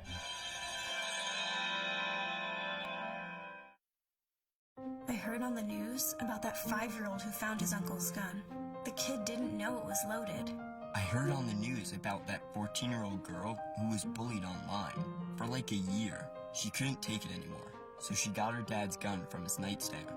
I heard on the news about that guy who broke into someone's house, stole a gun from the hall closet. He accidentally shot his cousin in the head. She killed herself. And later, killed the owner of the store he was trying to rob. If you own a gun, you have a full-time responsibility. When you aren't using it, be sure it can't get into the hands of curious children, troubled teenagers, a thief, or anyone else who might misuse it. Your family, friends, and neighbors are all counting on you. Remember, always, lock it up. For more information on firearm storage safety, visit ncpc.org. This message brought to you by the National Crime Prevention Council, the Bureau of Justice Assistance, and the Ad Council. Okay, so Sarah, I'm dropping you off at Emily's? Yep. And Josh, you're going to? Soccer, Dad. Soccer practice. Right. Oh, by the way, I just wanted to let you know when I pick you both up, I'll be wearing my short shorts. What? No! Yep, and my dorky dad hat, and I'm going to do my dad dance for all your friends. They'll love it! Seriously? Why? Because I like my short shorts. Of course, I could be talked out of it if you guys would just buckle up your seatbelts without giving me a hard time. It's important to get your kids to buckle up for safety, no matter what it takes. And sometimes, all it takes is your parental powers of persuasion. Okay, we're buckling up. See, all buckled. Good choice. I'll just have to do my dad dance at dinner time. What? No! Do what you have to make sure your kids are wearing their seatbelts, even on short drives. Never give up until they buckle up. A message from the National Highway Traffic Safety Administration and the Ad Council. Visit safercar.gov/kidsbuckleup for more information. WFDF Farmington Hills, Detroit, 910 AM Superstation, a division of Adele Media. Good morning. You're listening to 910 AM, the Superstation. My name is Robert Ficano. Tom Choske. Choske. Yep, I'm close. Yep, I'm getting there all the time. Willie Burton. Scotty Boman's on the phone with us. Also, we're joined by George Hunter, an excellent reporter with the Detroit News. We've been talking a little bit about quite a bit actually, about the allegations of corruption in the investigation into the narcotics unit. But also, George, you're also doing some podcasts with people that have been really locked up and later on shown to be innocent, either through DNA or some other method of investigation. And you're starting to see there's probably more of these than a lot of people realize. It's incredible, Bob. I have and it's sad, really. I have a whole bin, literally overflowing with letters from prisoners because I've kind of taken an interest in this, and my editors have let me. It's kind of tangential to my beat, obviously. Detroit. Most of these came out of Detroit, and circling back to the consent judgment and the issues that led up to that. The thinking by a lot of people in the innocence community is that basically DPD was the Wild West for decades, going back into the 50s, 60s, and it was allowed to happen. And what was going on is they wanted to close cases. And so, according to everybody I've talked to, including the Department of Justice, when they started investigating this in 2000, and then in 2003 they did these 2 consent judgments, later added a 3rd. So they alleged also, so this isn't just me talking, that there was just a pattern and practice of rampant corruption. And one of the things they would do, this happened to a buddy of mine, by the way. Let me tell the story of my friend in Southwest Detroit. They were hanging out and in his garage, hanging out there. And my friend went into the alley to commit a crime. He took a leak in the alley, Okay. Indecent exposure. Yeah, exactly. But he knocks on. There's a knock on the door, and my friend says, "Hey, do you want me to get it?" And his buddy said, "Who owned the house?" Said, "No, I'll get it." He opens the door. Boom, boom, boom. They blow his brains out in front of my friend and my other friend. They die behind the couch. The cops come and arrest them. and kept them down there for days. Wouldn't let them get any water, wouldn't let them go to the bathroom, trying to tell them, look, we know that you know Joe Blow did that. Just trying to get them dependent on this guy. Well, according to, I talked to Dave Moran up at the Innocence Clinic, that was going on all the time. They would arrest a witness and then lean on him and say, you know that, Johnny did it. Tell me Johnny did it. Tell me Johnny did it. A lot of them would say, okay, Johnny did it. Fine, let me go home. They'd go back into court, for the trial and say, look, I was coerced into saying that. Johnny didn't do it. I didn't see Johnny do it. They would then say, okay, we're going to hold you for perjury because you lied to the cops. We're going to get you for lying to the cops.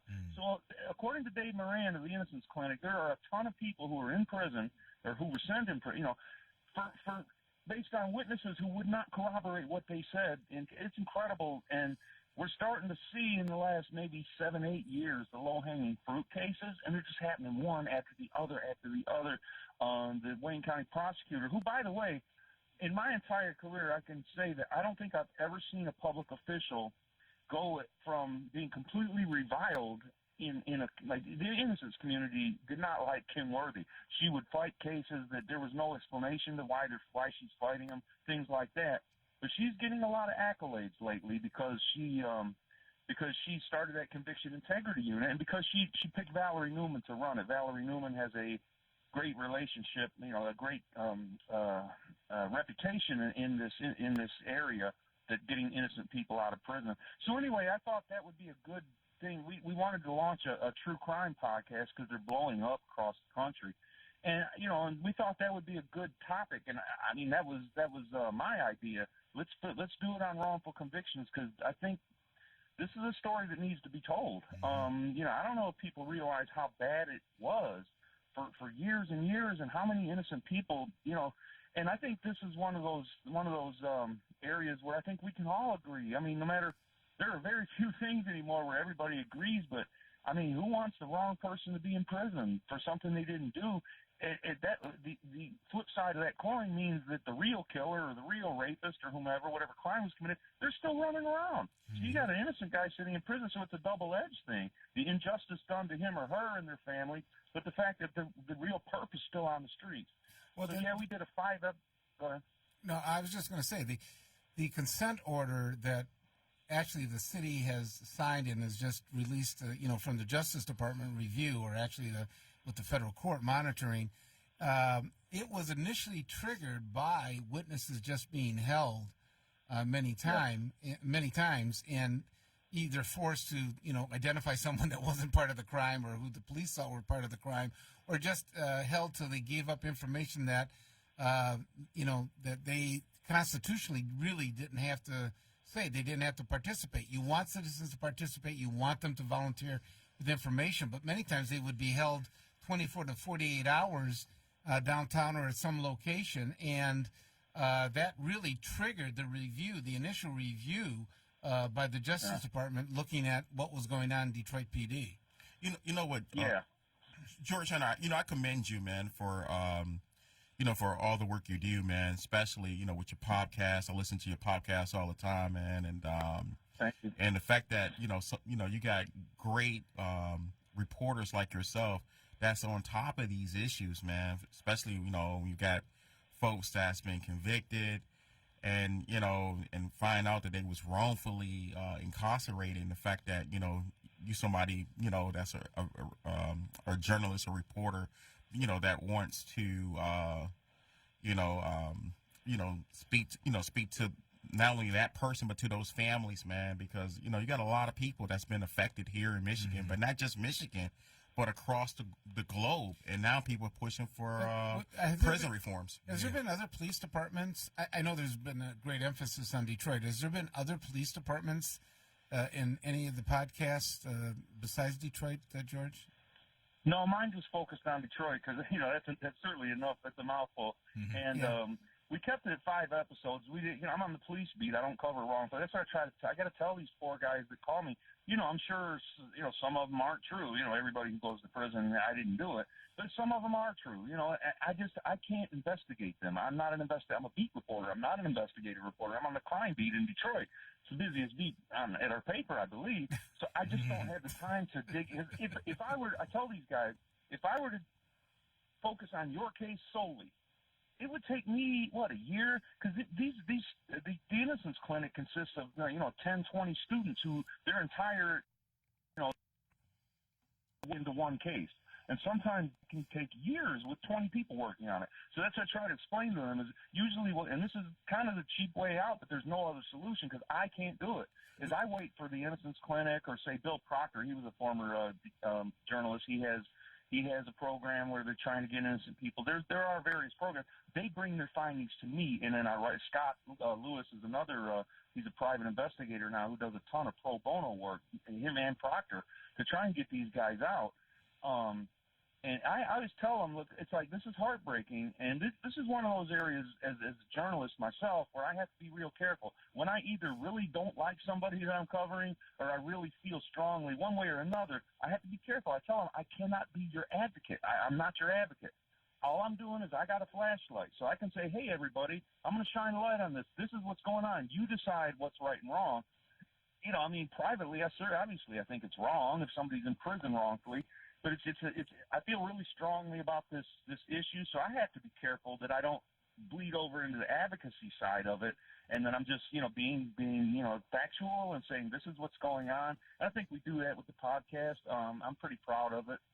They're 20-minute episodes. It's called Sins of Detroit is the name of the podcast, and this first season is called Motor City Injustice. So you can get it if you just look up Sins of Detroit if you're interested. It's 20 minutes each, 5 episodes, so it's not too much of a commitment.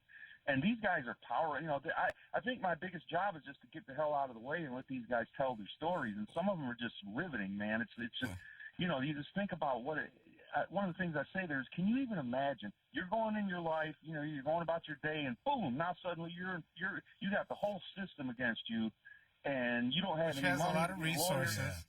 Which has a lot of resources. You know what, George Hunter. I had to reach out once or twice to Bill Proctor myself. Actually, as I never thought as a commissioner that I would receive mail from somebody that's incarcerated or whatever. And I received a couple letters from somebody that was I think they was in Macomb County Jail or something, and it was something related to DPD. And then something later on pertaining to Macomb County Jail or something. And I don't remember the whole story or the issue offhand. This was a couple of years ago. So I received a couple letters, and I remember talking with our board staff, and they said, you might want to call Bill Proctor or something. Yeah, he took me out to lunch a couple times. He would bounce some things off of me of things that he was finding and trying to weigh what was going on. So he made the Journalism Hall of Fame in Michigan, so congratulations, Bill. He's a hell of a journalist. Did he get in? They asked me to write a letter for him. Did he get in? Yes, he was. I don't know if they had the ceremony yet, but I had interviewed him for the podcast, and he told me then that hey, I just got it. Did he? Okay, I know that there were some people behind it trying to make sure that he was recognized for that. I'm glad he did get in. One of the things it couldn't happen to a nicer guy. One of the things is, sometimes people reach out to their elected officials and say, hey, can you help me with this issue, or who should I talk to? And it's like, I don't want to say, hey, that's not our responsibility. It's not our office or whatever. Although it's not, I just like to just forward, information to some, to the rightful office or somebody who can assist them. Needs to be done. We are joined, and you're welcome to stay on, George, because it might bleed right into what you were talking about. We have another guest. He's from California, known in the Detroit area. And Willie, I'm going to let you introduce him to come onto the air here. We got Freeway Ricky Ross online, you all. Everybody know Freeway Ricky Ross. He's an author. Got a book out. But more importantly, we're going to talk about prison reforms and how we can help people not only here in Michigan but across the United States. And he's also an entrepreneur too. Got investments going to be starting up here in the city of Detroit and in the state of Michigan. Yes. Now, how long? Well, get him on. Mr. Ross, are you on the air? Good morning. Good morning. Thanks for joining us. I know it's early out in Los Angeles where you are right now. Well, no, I'm not in Los Angeles. I'm in Atlanta. Oh, okay. Well, you're in a better time zone then. That works with it. Why don't you? Can you just tell us a little bit of your experience, what you're doing? I know you have some investment you're looking at with the medical marijuana here in Michigan that eventually could turn to the recreational as well. Can you tell us your experience and what you felt about the criminal justice system, and why you become such an advocate about some of the reforms that you think that should be implemented? Well, really, right now, the way our prison system has been running, it's just a warehouse. Where basically, you commit a crime, they send you to prison, and they set you on this bunk, a steel bunk with a mattress about 2 inches thick, and you sit there for 20, 30 years and watch TV and play cards and dominoes, and then they let you out. And when you get out, the world has changed. It's nothing like it was when you went in, and 9 times out of 10, you're in worse shape when you get out this time than you were when you went in. So it's almost impossible for you not to go back to your old ways. And I think that we could do a lot better with our prison system. And I mean, you've been in the system, right? Yes, I did 20 years. 20 years in the system. Was this all in one bid, or was this multiple? I did 2 bids. I did one for 5 and 8 months, and I got out for 6 months. And I went back 6 months after I was out. And I did another 14-8. And what system was that in? I didn't say it again. What state was that in? I did federal time. I caught my first case in Cincinnati, and I caught the second one in California. Okay. So now you're advocating for the reform of some of the justice system. So you're in the federal system. Well, not only the justice system. This whole system is broke. The whole American way, when it applies to black males here in this country, is totally broke, and it needs fixing badly. Mm-hmm. Would you include the existence of drug prohibition being on the books as part of the system being broke? I couldn't understand that question. Go ahead, Scotty. Say it again. Would you include the prohibition of drugs? I mean, obviously alcohol isn't illegal anymore, and marijuana is legal in some places, but in general, the prohibition of drugs being part of the brokenness of the system. Oh, absolutely, absolutely. And if we open our eyes, we can see how the system works. When crack cocaine came out, it was a violent, vicious crime that was causing tremendous harm. And now that we see with the opium epidemic, it's a medical situation, and it should be dealt with treatment and with care and love. So it's usually a difference when it's a different race of people that's involved. Now, I mean, from your experience, you said, so since you've been in the system for so long, I mean, were you exposed? Like, did you have, people you was in with who were going through these kinds of problems, who were suffering from addiction and suffering from these problems, or they're just being locked away rather than, getting, like you said, they're just getting kind of stored versus being helped or being given education and rehabilitation and things like that? Absolutely. I saw young boys in prison, black boys, to be specific, 18 years old, that the most drugs they had was $1,000 worth of drugs.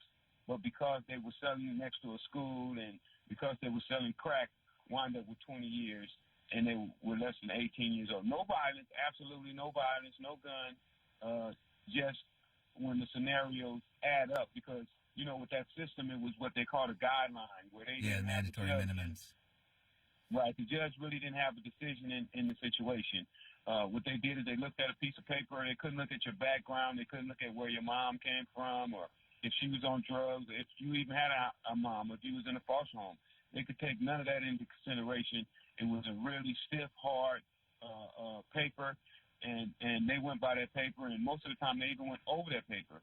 When the judges sentence you, they sentence you for the neighborhood you lived in. You stayed in a gang-infested neighborhood, well, you automatically was a gangbanger. It took me 3 years to get them to take gangbanging off of my jacket, and I've never considered myself a gang member, but because I stayed in a gang neighborhood, they automatically put that on my jacket, and I couldn't help where my mom lived. One of the biggest things that really impacted in Michigan a lot of the incarceration, we had a Governor John Engler, and I'm going back. He actually closed a lot of the mental health facilities in the state of Michigan. Having run the Wayne County Jail as sheriff before, we ran the largest mental health facility in the state of Michigan, which became the Wayne County Jail. Yeah. which really wasn't the right way to be trying to treat this and trying to deal with the issues. And a lot of people were put at a disadvantage because the only treatment they got was in the Wayne County Jail. As soon as they came out, there was no facilities or any programs that really stepped in and tried to help them continue on. It seems to be one of the biggest hurdles in trying to deal with a lot of incarceration, especially people that are coming out. You know, you're right. You know, one of my teachers told me one time, he said, how can you rehabilitate somebody who has never been habilitated?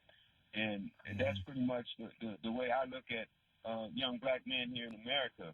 We've never been habilitated.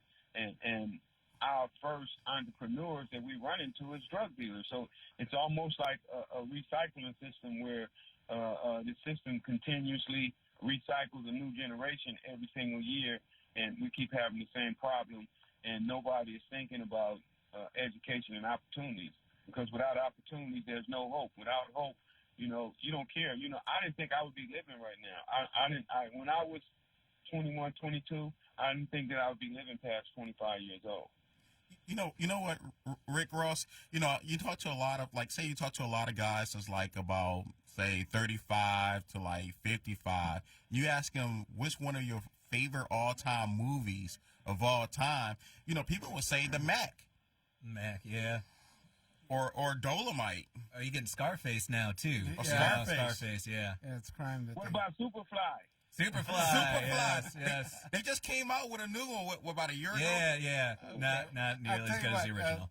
If you can hold on, and all our callers, we got a number of callers that are calling in. We have to go to break. We're beyond our time limit here. We're going to be back in a minute. You're listening to 910 AM, the Superstation. Again, you can join us at 313-778-7600. We'll be back in 1 minute. Callers, hold on. We're going to be right back with you.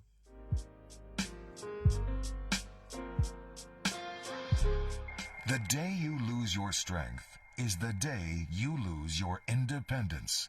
Muscle is lost with age, affecting your energy, balance, and mobility. Before you know it, you're depending on others just to get through the day. But you can reverse and prevent muscle loss. Introducing MyoHealth, a revolutionary proven approach to increased muscle strength and function in as little as 30 days. Live life on your terms with more energy and confidence. After a serious health issue put me down, MyoHealth's getting me back up again. I'm doing activities that I haven't done for a long time. It really works. MyoHealth is a safe, natural dietary supplement, the result of decades of research and 24 human clinical studies. You can live stronger at any age with greater strength, mobility, balance, and energy. Call or go online now and take the MyoHealth 30-Day Strength Challenge. So, you've decided to go to college. That's cool. So, pop quiz. Which is a better way to earn your degree? Commute to college and fill your gas tank, get stuck in traffic, drive in bad weather, try to find a parking space, walk a half mile to class, or learn online at Independence University. In the park, on a bench, on the beach, on a towel, or on your couch with your kid. Your campus is wherever you want it to be. You don't go to college. College goes to you. That's independence. That's Independence University. You schedule classes around your schedule, and all your supplies, including a brand new laptop and tablet, are included with tuition. At Independence U, you'll learn from professional instructors with real work experience. You'll get personal support in school and employment assistance when you graduate. Get your degree, but keep your life. That's independence. That's Independence University. So if you're really smart, you call now. Call 1-800-556-7791. Independence U for an independent you. Call 1-800-556-7791.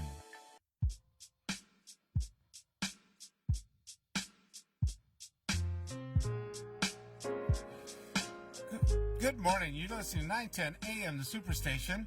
We have a number of callers. We have Freeway Ricky Ross that has joined us, has a national following as well. We're going to start with some of the questions. Fidel, you're on with Mr. Ross. Hey, good morning. Good morning. Hey, it's amazing that the gentleman that's the reporter says all these things. I've been saying the same thing for 25 years. And most people say, well, where's your proof? How can you prove it? But year in and year out, there's numerous of guys that get out. And it's been proven that they couldn't have did it, didn't do it. 2, from when the police officer get there to the detective and I'm sorry, let me say this, say it again, to the black police officer, to the black detective, to the black prosecutor, to the black judge, they are all in on it. Let me explain to you why. Me, myself, I've been through numerous situations in my 46 years here in Detroit, got hemmed up several times by the Detroit Police Department. If I was stupid enough and didn't write it out, I'd be in prison right now. I had 3 gun charges put on me. They tried to tell me to plead out to 7 to 15. First of all, y'all, there was no detectives ever came out to investigate. Ever. No one never knocked on my door asking me my side. The woman wouldn't say XYZ. Penworthy read it, said, go get it. 6 months later, Frank Murphy, a white judge, said, mister, I don't know why you here. So when y'all had these judges, prosecutors, and detectives on, quit calling them honorable. I just proved to you that the judicial system is crooked. You know why? These 10 guys, even if it's just 3 guys in the police department, they doing an investigation on why don't they charge them with CCE? Why won't they charge them? They would charge me, Bob, and whatever you guys that's on the panel with CCE if we doing a so-called criminal running a criminal enterprise. So again, if this been going on before any one of y'all was born, and it continues to go on, then this is just a system that black folks can't get out of, particularly your black Christian folks. It elevates. I mean, you can see double standards in a lot of situations. I mean, not to bring up Trump, not at all a supporter of Trump, but like the FBI, racism at its best. The FBI was accused of lying to the FISA courts, and there was an attorney that did. And then just threw back on the street, say, oh, I'm sorry. Millions of dollars not going to get it because they'll give it to you and take it away. Again, put these police officers in the same situation. Hey, man, it's 3 yards, and y'all been stealing, robbing drug dealers for doing so long. CCE. Give the attorney, the prosecutor, the detectives, and the judges, then stop this immediately. If not, this will go on to your great-grandchildren is born. So, again, this is racism at its best. Black Christians that take on these jobs has took on these problems. Clearly, there's a whole there's a lot of guys sitting in prison waiting on the courses just to send their transcript. Why won't they send the transcript if the guy's innocent? Send the transcript. Y'all already sent them to prison. You know why? Yeah, they're entitled. If they're indigent, they are entitled to the transcript, and that goes through the system. Fidel, we got to wrap it up. We have a number of callers. We appreciate you calling. You have a great holiday. Mr. Ross, any comments on that? Well, you know what he's saying. It's a lot of facts in there. So the system definitely has to be overhauled, and the system is definitely not colorblind. You can look at that. They had a RAM report, the last one I saw, and they were saying that blacks, if you had the exact same crime as your counterpart, as a white counterpart, well, you would get probably 8 times more worse sinners than your counterpart. So, and that's one of the reasons that we're fighting right now for the marijuana laws, because blacks have been prosecuted 8-1, but they're getting licensed something like 98-2. Other people are getting 98% of the license, and blacks are getting maybe 2%. And that's something that we feel should change now that the laws are changing and they're going to be allowed to sell marijuana. We believe that blacks should be able to participate. Part of it. The LARA, which is our agency in Michigan that actually handles it from statewide, has issued a different type. Has issued rules trying to bring people of color into the business, and certain ways it's set up. And I think the city of Detroit has a separate type of ordinance that they're passing. And that was part of our legalization law, where in the ballot initiative it did say that like Rick Ross, you were mentioning, the communities of people who have been disproportionately affected, our black and brown communities, should get special licenses so that the community can start to heal and benefit from this thing that has been used to criminalize it for so long. Okay, we've got a number of callers. For those listening audience out there, you all listen to the Robert Ficano show and the panel. You also listening to Freeway Ricky Ross. We speaking at 9:10 AM Superstation with 50 thoughts and watts.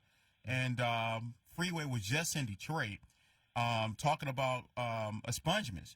A lot of families was coming out, getting expungements and things of that nature, but they was also learning about the cannabis business. Freeway, you just recently got your license. I know it was an uphill battle. You was battling for that, trying to get licensed for, I think, a couple of years. Just recently got licensed. 6 years. 6 years? It took 6 years. 6 years. And what? This was passed in 08. It's taken a long time to get through there. Yeah, the state of Michigan. Congratulations, too. Congratulations. Yeah. It's been a difficult process, but with this piece of paper now, it really literally changes your life. Right now on paper, I'm literally worth a couple $1 million. So I went from being broke, and now with this license, I have the power to uplift my community. And we're working on a social equity bill right now with a state representative, Isaac Robinson, who is really pushing hard for social equity, allowing everybody to be included inside the industry that wants to be inside the industry. And I think that it's a wonderful thing. And I think that Detroit should get behind Isaac Robinson because the way he's pushing, he wanted to be fair. He doesn't want a big corporation who's already rich to come in and now take more money out of our community. This money needs to stay in our community and at least circulate in the black community at least 1 or 2 times. Okay. Exactly. Okay, we have a number of callers. We can get to them here. Marcia, you're on with the panel, and Mr. Ross. Oh, very interesting conversation. Once you realize that the judges and the police officers and all are part of the military-industrial complex. And I want people to realize and do your research about the Biden's law. Joe Biden ruined our communities. He destroyed black communities. You're talking about, you can't take back what you've done.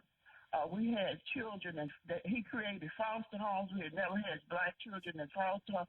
How these are Democrats that have destroyed our community. With Jennifer Granholm had that Driver's Responsibility Act, destroyed our community. Democrats. And when Joe Biden, his son and daughter, go to the Washington Post, are both drug users, have drug problems. Well, it's pretty well laid out that Hunter Biden has had a lot of substance abuse issues. Trump continuously reminds us of that as well. Absolutely. And I would like for him to explain to people out here, because they took all the science classes out. People don't know that cocaine comes from a plant. Heroin comes from a plant. So who does the processing?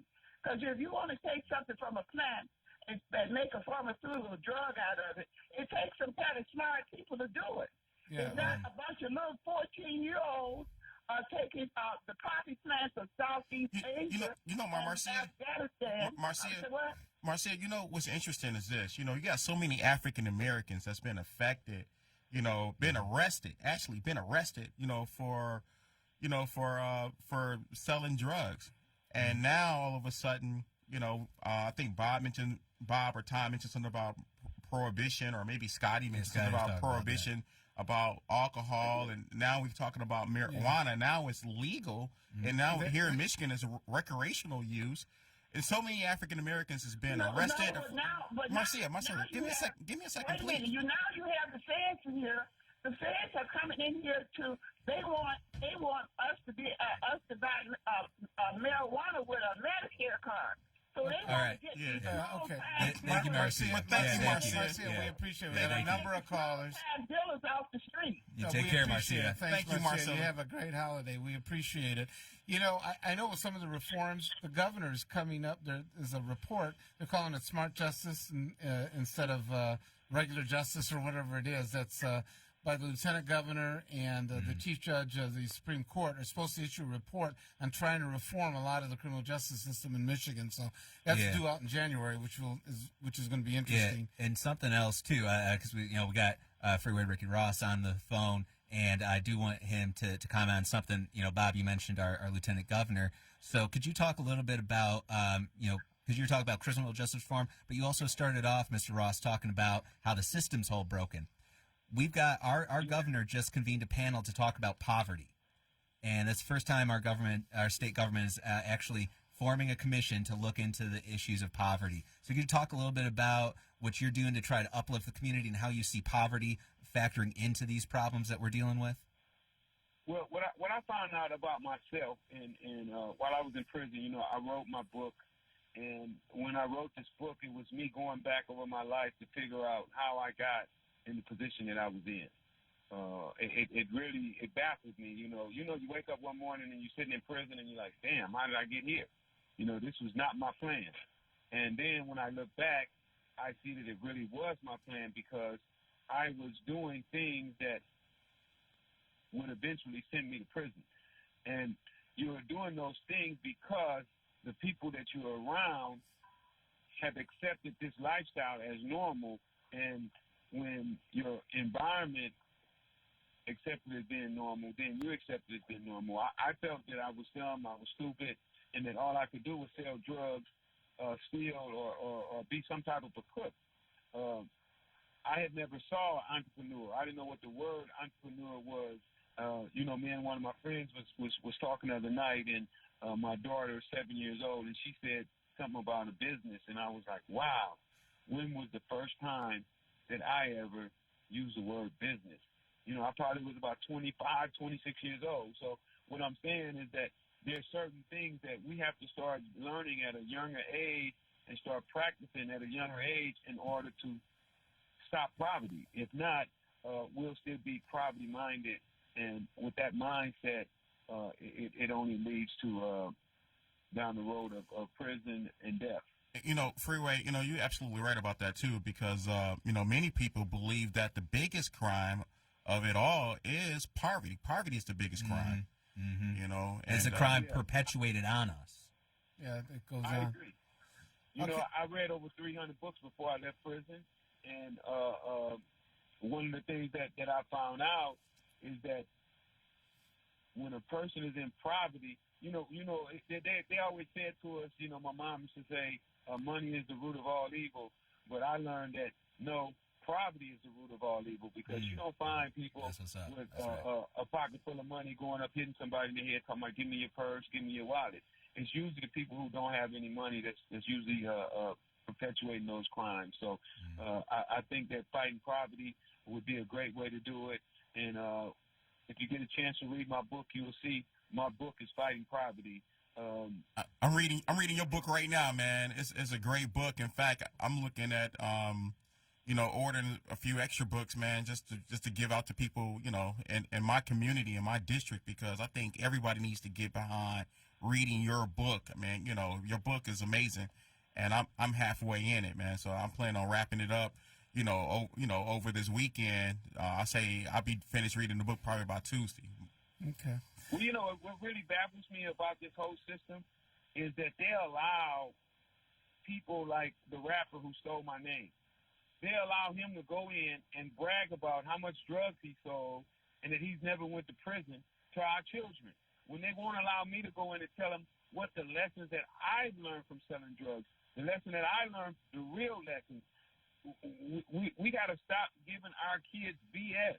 We have to give them the true facts. And when they don't have the true facts, if they go out and make a mistake without the true facts, it's not their fault. It's the people who gave them that BS. They're the ones that did it. It's really the society's fault. And you can't blame the kids when you give them answers that you know the answers are wrong. You know that the problem is not set up correctly, and you give it to them. If they don't come back with the right answer, it is not their fault. It's the society's fault. I got a few more minutes. You know I got to get on a plane this morning. Okay, all right. We got a couple more callers if you got the time. Leroy, you're on. We'll do two more. Okay, Leroy, you're on. Leroy? Hey, Freeway, real quick, how do you feel about the prosecution of minors as adults? I don't think that it's right. That's a tough one, though. You know, if a kid kills somebody, I mean, what do you do with them if they're not in their right mind? But it has to be some type of system set up to deal with that. You know, Freeway, you and I, we're going to be talking, back and forth going on, later, because you and I are going to be talking about prison reforms and also trying to help families and talking about poverty and things of that nature. And I'm looking forward to working with you in those regards, man, because we got a lot of innocent people that's incarcerated, locked up, man, and it's a shame. You know, we got George Hunter, who's on the line from the Detroit News. You know, he's covered a lot of stories about people that's been wrongfully convicted, and I think one of the youngest one was Devontae Stanford or something. Yeah. Let's get to the last caller here because I know that Mr. Ross has to leave. Leroy, are you on? No. Okay, let's get to Brother Ray. Brother Ray, you're on? Brother Ray? Good morning, gentlemen. Good morning. Good morning. Hey, good morning. How you doing? Yeah. Look here, I think when you look at the prison reform and the justice system itself, I think we have to really look at the charging instruments, whether it's an indictment or a complaint, because a lot of discrepancies and a lot of trumped up information is at the indictment process, whether it's the grand jury process. Typically, you can't challenge that. So the old saying that they can indict a ham sandwich. So I think that's where a lot of the issues may start at the charging stages in terms of the grand jury and the indictment process, where you have a lot of false information in those records. But I wanted to touch on the marijuana issue. I don't know what license that Freeway Rick has, but here, when you talk about equity for minorities, we got an issue in terms of, yes, you can get the license, but where are you going to get the funding to develop a $1 million facility? I mean, that's where the issue is going to lie at. Who's going to fund these projects, and can minorities actually come up with the capital actually to start these so-called facilities? You know, and what's complicated is that the federal law still doesn't recognize it, so bank loans and those type of traditional means are very, very difficult to obtain. You need a sugar daddy of some type to actually help. Go ahead, Freeway. Well, the way they're doing it now is they're giving the license owner 51%, and the investor gets 49%. There's a lot of people out there that's willing to put money behind marijuana. You would not believe. I have investors right now that's looking for candidates that are interested in having their own business and that are minorities. So the money is there. Don't worry about the money. You can get the money. It's the saying, if you get that piece of paper in your hand, the money will come. Now, Freeway, I'd like to reach out to you through my commissioner, Willie Burton. Is that okay? I want to get with Willie Burton and reach out to you and talk about the two things in terms of the reform as well as the marijuana industry in terms of equity and investment opportunities for minorities in Detroit. Would that be okay? Absolutely. You can definitely reach out to me. We'll be back in Detroit doing another expungement clinic soon, and we'll also be talking about the license. And like I said, Isaac Robinson, the state representative, he's monitoring right now. You know, Detroit is getting ready to release 25 licenses. We believe that they're going to try to release them secretly. Those licenses are probably worth about $250 million a year, and blacks should get a piece of that. There's no way that they will release these licenses and blacks don't get, 10% or 50% or something. Some type of equity. We should get some type of equity. I think Brenda Jones, the council president, they're pushing for an ordinance that there's going to be a certain number that are going to be African American or people of color. Right. And it's a good thing, Freeway, that you reached out to the good brother, Commissioner Willie Burton. He's a good brother. I hope you continue to work with that brother. We can work with him as well and get this thing to where we can actually get educated and do some outreach on this industry. And we don't want to be left behind. It's total inclusion on this process. Appreciate you. Thanks, Ray. We appreciate it. No doubt. Mr. Ross, I know you have to leave. I know you got to catch a plane. Are there any final thoughts you want to leave with us here before? I know you're coming back to Detroit. The date hasn't been set yet. Yeah, but we'll set up a day where we can really sit down and I have more time to talk to you because I really enjoy this conversation. I would like everybody to follow me on my social media because I'm teaching about how we can take just our hand, our feet, and our mind and put ourselves in a different position. You can follow me at Freeway Ricky on Instagram and Facebook. Also, you can order my books at freewayrickyross.com. I encourage everybody to go to my site. Don't go to Amazon. I autograph your book. You don't got to give Jeff Bezos more money. Yeah, you don't have to give Bezos any more money. Right? And for those that's looking for Christmas presents this time of year, good presents to buy, you want to buy Freeway Ricky Ross' book. It's the real deal. And this rapper that tried to steal his name. Get the There's spirit. only one Freeway, Ricky Ross, and you listening to him right now on 910 AM Superstation. Okay, Mr. Ross, we appreciate you joining us. We'll let you catch your plane. You have a great holiday season, okay? Thank you, too. All right, Have thanks. a good one. You too. Okay, I know we still have a couple callers here. We're approaching near the end of the hour, but we're going to get to them. Theo, you're on with the panel. Well, thank you. And happy Sunday and happy Happy holidays Sunday to you, too. everybody. I was calling because this end of this season, we will be celebrating Kwanzaa. Mm-hmm. And that is important within the community here.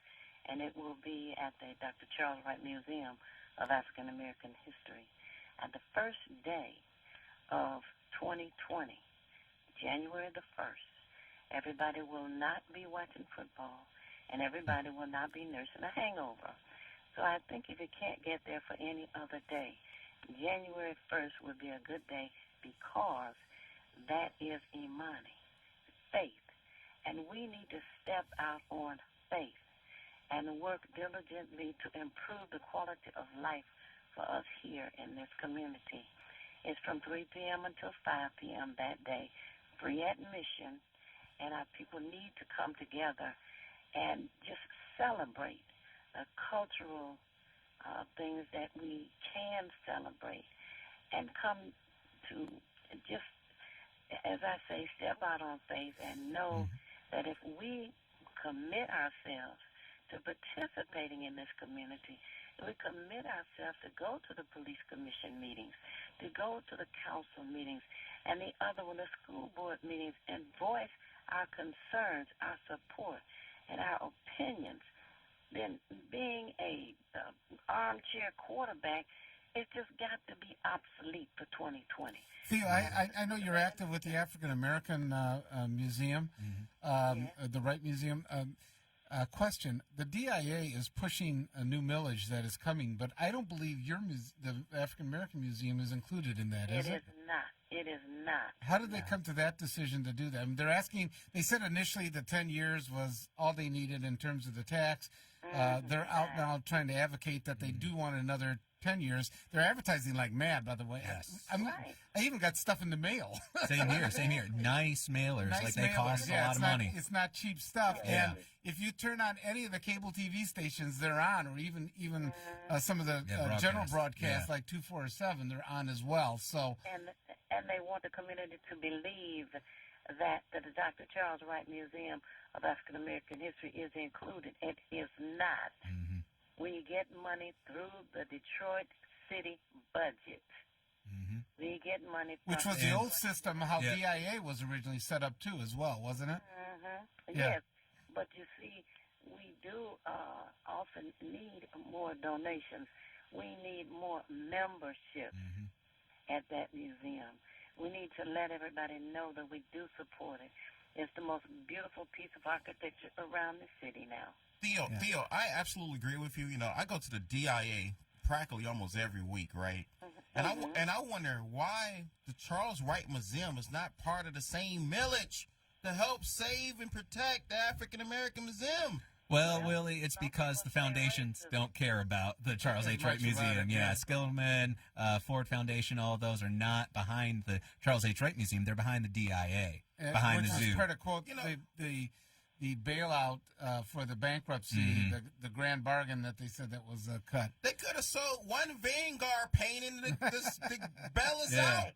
One Rembrandt. Theo underestimated on purpose the value of the DIA.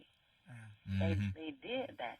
They did not include some of the most expensive artifacts and paintings and statues and the building, as a matter of fact.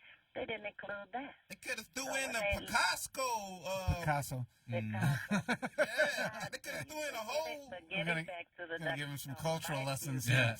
Okay, Theo, we appreciate you. Have a great holiday, okay? And enjoy yourself. And I'm sure you're going to be listening to 910 AM, the Superstation, come 2020. Okay, have a good one. Walter, you're on with the panel here. I know you want to be a Trumpite here or something. Go ahead. That's right. That's right. You said it. And it sounds like we got Willie Snorting Horton up in there today, right? The guy that they had to drag out a meeting for rebellion. Willie Horton, wait. We don't have anybody from the Detroit Tigers here. No classic pitchers or nothing. So we don't know nothing about no Snorting, although the Tigers did pick up 2 players yesterday. They did pick up 2 players. Not going to save their playoff hopes. We don't know about no snorting in here, but we do know about coffee, donuts. Go ahead, Walter. What's on your mind? Bob, it seems like to me that 910 to Kevin Liddell needs to erase you and Sam Skittle Diddle Riddle Fiddle Fiddle Fiddle from this station, because you guys get the same 10 callers at the most every day. Your ratings, okay, Walter. Whatever Mr. Odell has put up the resources not only for this but for his TV station as well. So it's appreciated because he really reaches into the African American community. So I'll tell you what, you have a great Christmas, a great New Year's. We appreciate you listening and calling in. Walter, we gotta have a Walter's toast. gone. Coming into the New Year, man, with coffee, brother. Yeah. Real quick, impeachment. Do you think she's going to hand over the articles of impeachment? Yes. Pelosi. Yes. So the process is right now. Got to send over the articles to the Senate to start the trial. I think that will happen at some point in the new year after the holiday, probably early January. I say 2021. Scotty's holding on with 2021. I think there's a constitutional issue with it, but I want at the trial, but he was still impeached. Okay, impeachment was a separate process and it was completed by the House. I see it. But the reason for the impeachment is to drive it to a trial. I mean, you're impeaching him, and you're charging him so that the Senate, in theory, convicts and tosses him out, or leaves him as being president. I see Trump having a trial. If I have a case and I'm convicted and then I'm appealing it and the judge that originally tried the case retires, that doesn't nullify my case. Yeah, but there is no appeal from this. Mm-hmm. I mean, you got the Chief Judge of the Supreme Court presiding over the proceeding in the Senate, and the Constitution actually is very clear on what impeachment is. They were very clear about that. Now, Bob, how to drive it out. Now, Bob, I see the impeachment, but I don't see the 3 votes from the Senate. I mean the Republicans would have to cross over. Yeah, that's not going to happen. No, definitely not. Now, something else too that might happen. Toss this out there. Since we are not going to see a conviction from the Senate, we might see something happen in the House, a push for something that Brenda Lawrence actually brought up, and even some of the House Republicans going for a censure, which is a different lever that the House can use to they chastise. Can, but they've already done the impeachment, so the censure almost becomes okay. Robin, you're going to be our last call here for this hour. Robin, I want to say this to Walter. Sit on the couch with that fat white lady you got sitting next to you and shut your mouth and leave the black people alone. Punk. Okay, we're not sure what that was all about. Okay, well, thank you, Robin. Have a good have a great holiday season. Have a great holiday there. We haven't been on TV in ages, so I'm not sure what she's talking about. I'm going to say this, everybody. Let's disregard that last caller. That was uncalled for. But I guess you do. Have a new year coming in, and I want everybody to bring the new year in. The spirit of the holidays. Go with the spirit of the holidays. This is time to reflect on being a good person and bringing some joy and bringing some real new ideas if you have them too in the new year that's coming up. Pick up the phone, call somebody, tell them you love them, tell them you miss them. Okay, everybody, let them know that you're there. Everybody have a great Christmas. I want to thank Maxine for all her patience and putting up with us and missing some of the breaks and things like that. She's a great lady. Looks like she's going to adopt a dog here for Christmas for her son. Maxine. I hope your son's not listening to this. We just spoiled it now. Okay. Spoiled it all. All right. Tom, I want to thank you. You've been great. We appreciate you. Have a great Christmas as well. Willie as well. Scotty, we're hoping for the new year that you have a new car. How's that? Exactly. Ask Santa for some tires. Well, miracles can happen. Yeah. Send the bill to Whitmer. Yeah. Whitman. Okay. That's for a discussion at another time. I want to thank everybody for listening. Everybody have a great Christmas. Enjoy the holiday. You're listening to 910 AM, the Superstation. My name's Rob.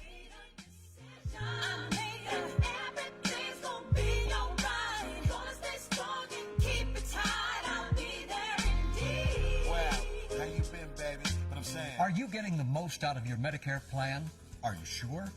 Many people with Medicare are eligible for plans that include extra benefits in addition to those found in original Medicare. Benefits like dental, vision, and prescription drug coverage. Call now to see if you're eligible to enroll. The consultation is free with no obligation to enroll. In addition to hospital and medical coverage, at no extra cost, you could also get coverage for